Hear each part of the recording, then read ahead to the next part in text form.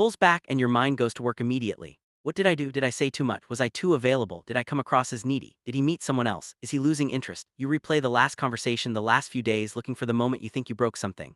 You search your own behavior for the crack that must have caused this, because that is what we have been trained to do. When a man pulls away, the assumption is always the same: something about you triggered it. But here is what almost nobody tells you, and what I am about to show you in detail today. Most of the time, when a man pulls away, it has almost nothing to do with anything you did. It has everything to do with what is happening inside him, a process that is running quietly internally and largely outside of his own awareness, that has very little connection to your behavior and a great deal to do with how he is wired to process closeness. This does not mean you are blameless in every situation, and it does not mean every withdrawal is the same. But it does mean that the story you have been telling yourself, the one where his distance is a referendum on your worth, your behavior, your desirability, is, more often than not, simply the wrong story. And living inside the wrong story is exhausting.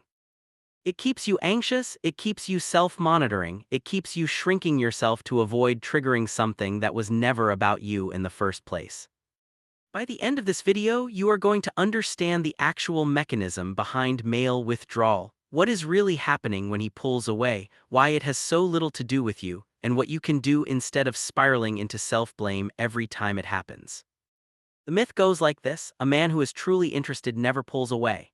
If he withdraws, it means his interest has decreased, and the decrease must have been caused by something, usually something you did. Maybe you texted too much, maybe you were too emotional, maybe you brought up the relationship too soon. The myth treats male attention as a constant that only changes when something disrupts it, and treats you as the most likely disruptor. This myth survives because it gives you something to do. If his withdrawal is your fault, then there is an action you can take: apologize, adjust, try harder, be different. Self-blame, as painful as it is, feels more bearable than helplessness. It gives the illusion of control. But that illusion comes at an enormous cost, because it teaches you to treat your own normal, healthy behavior as a potential threat, and over time that erodes your confidence in ways that have nothing to do with the actual relationship. The truth is that men pull away for internal reasons far more often than external ones. Reasons related to how they process growing closeness, how they manage internal pressure, how their nervous systems respond to vulnerability, reasons that exist independently of who they are with. The same man in the same relationship will pull away at certain points regardless of what the woman does, because the pulling away is not a response to her, it is a response to himself. By the time this video is over, you are going to understand exactly what that internal process looks like, why it happens, and how to stop interpreting it as evidence against you. This is one of the most liberating shifts you can make in how you experience relationships, because once you understand what is actually happening, the anxiety that comes from misreading it starts to fall away.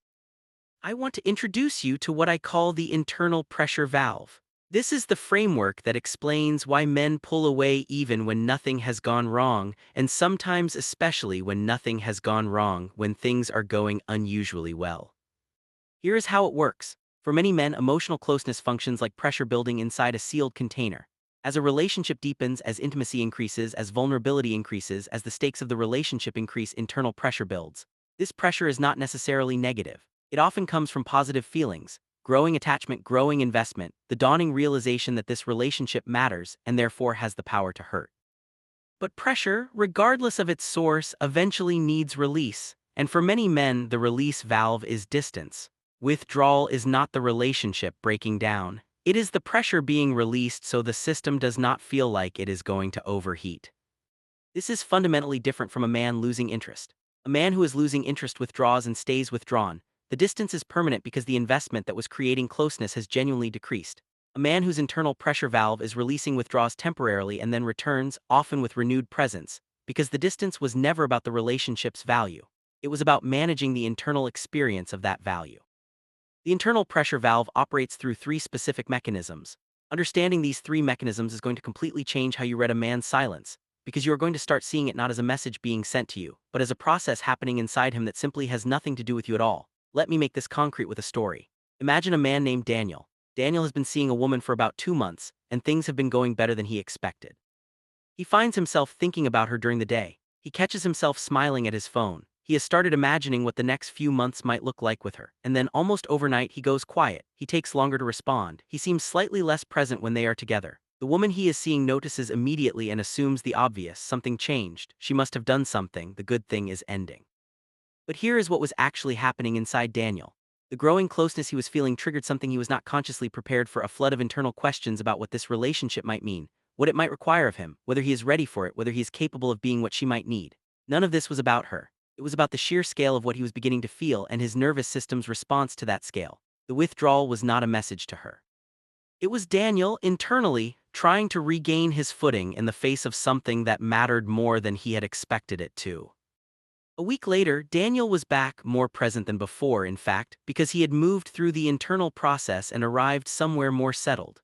If the woman had spent that week spiraling, blaming herself, changing her behavior to try to win him back, she would have been responding to a problem that did not actually exist in the way she thought it did. The real event was entirely internal to Daniel. Her interpretation that she had done something wrong was simply not where the story was happening. The first mechanism, the stakes have gone up and he needs to recalibrate. The first mechanism is what happens when the emotional stakes of a relationship increase faster than a man's internal system has adjusted to. This often happens at predictable transition points, after an unusually good date, after a moment of real vulnerability, after the first time the word we starts replacing I in conversation, after meeting friends or family for the first time. These moments mark a shift from casual to consequential. And consequential relationships carry the possibility of real loss in a way that casual ones do not. When the stakes go up suddenly, many men experience an internal recalibration period, a kind of psychological regrounding where they step back slightly to absorb the new reality before stepping forward into it. This recalibration looks from the outside exactly like disinterest. Less texting, less initiation, a kind of low hum of distance. But internally, what is happening is closer to a system updating itself, taking in new information about what this relationship now means and adjusting accordingly. It is not retreat, it is recalibration. And recalibration by its nature happens quietly internally and without explanation because the man experiencing it often does not have language for it himself. This is why so many women describe a pattern where things get unusually good and then, shortly after, he pulls back and it feels like punishment for things going well. It is not punishment. It is the predictable result of stakes rising faster than internal readiness. And it resolves on its own almost always if it is given space rather than pressure. The second mechanism, old wiring activating in new relationships. The second mechanism is about how past experiences, often from long before the current relationship, sometimes from childhood, sometimes from previous relationships that ended badly, get activated by present-day closeness. Many men carry attachment patterns formed early in life, patterns that taught them at some point that closeness eventually leads to disappointment, engulfment, conflict, or loss. These patterns do not announce themselves.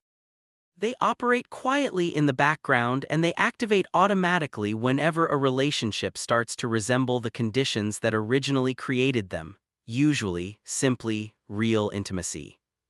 When this old wiring activates, withdrawal becomes a kind of automatic protective response, not a conscious decision, not a strategy, not even something the man would necessarily endorse if you asked him directly why he was being distant. It is closer to a reflex. The nervous system registers closeness. Closeness has historically been associated with danger or disappointment, and the system responds the way it has learned to respond. By creating distance, by lowering the emotional temperature, by retreating to a place that feels more controllable. This mechanism is particularly important to understand because it means his withdrawal can be entirely disconnected from anything about you, your behavior, or even this specific relationship. It is a pattern that would activate with almost any woman who created the same level of closeness, because the trigger is the closeness itself, not the person creating it. This is not an excuse for a man to avoid taking responsibility for his patterns. He absolutely should, over time, become aware of them and work on them. But it does mean that in the moment it is happening, you are not the cause. You simply happen to be standing where the pattern activated. The third mechanism, the need to return to himself. The third mechanism is the one that is hardest to accept because it sounds, on the surface, like a contradiction, but it is one of the most consistent patterns in how men experience relationships. Many men need periodic returns to a sense of individual identity that feels separate from the relationship. Not because the relationship is failing, but because their sense of self requires regular reconnection with the parts of their life and identity that exist independently, their work, their friendships, their hobbies, their solitude. When a relationship becomes very immersive, when a man finds himself spending most of his time and emotional energy on it, something in him eventually signals that he has drifted too far from his own center. The pulling away that follows is not a withdrawal from the relationship's value. it is a return to himself. It is the equivalent of someone who has been underwater for a while needing to come up for air, not because they want to leave the water, but because they need oxygen that exists somewhere else. Women often experience this mechanism as the most confusing of the three because it tends to follow periods of real closeness, the times when the relationship felt most secure. But that is exactly the point. The closeness is what created the immersion, and the immersion is what created the need to surface. A man who returns to himself periodically and then comes back to the relationship with renewed presence is not signaling instability. He is demonstrating a healthy relationship with his own identity, one that, ultimately, makes him more capable of sustained closeness over time, not less. So what do you actually do with this information? Because understanding the mechanism is one thing, but living through the actual experience of his withdrawal, the days of quiet, the slower replies, requires something more than just intellectual understanding. It requires a different way of responding in the moment. The first thing you do is resist the urge to immediately personalize his distance. The next time you notice him pulling back, before you spiral into what did I do, pause and ask yourself a different question. What might be happening for him right now that has nothing to do with me? This is not about making excuses for poor treatment. There is a difference between a man processing closeness and a man being genuinely inconsistent or unkind, and you will learn to feel that difference over time.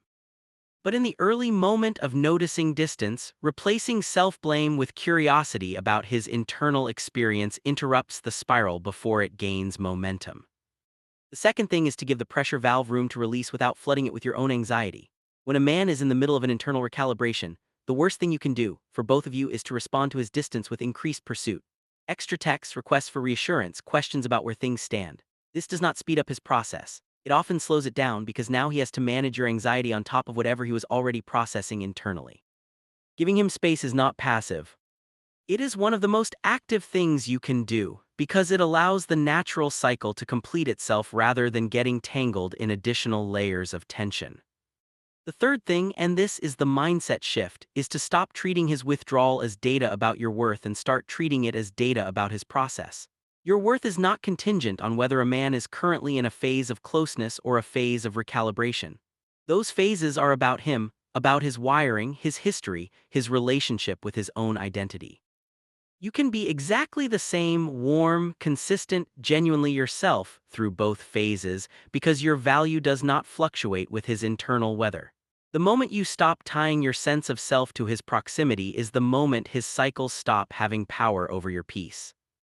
And here is what I want you to remember most. A man who is securely attached to himself will move through these cycles and return again and again, more grounded each time.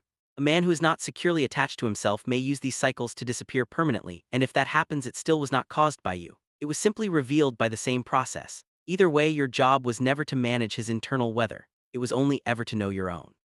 If this video gave you a new way to understand something that has been confusing and painful for a long time, I want you to sit with that for a moment. So much of the anxiety we carry in relationships comes from misreading what is actually happening. And now you have a clearer lens, one that lets you separate what is yours from what was never yours to carry in the first place. If this resonated with you, hit the like button right now. It tells me to keep making videos like this, the ones that go beneath the surface and give you something that actually shifts how you experience your relationships, not just temporary comfort. Every like genuinely helps this channel reach more women who need to hear this. Subscribe if you are not already here and turn on the notification bell so you do not miss the next one. I post every week, and every video is built for women who are ready to understand what is actually happening beneath the surface of their relationships, not just manage the symptoms of confusion and anxiety. And before you go, drop a comment below. Tell me, which of the three mechanisms, recalibration, old wiring, or the need to return to himself, do you think you have experienced most in a relationship? I read every single comment, and your answer might be exactly what someone else needs to read today.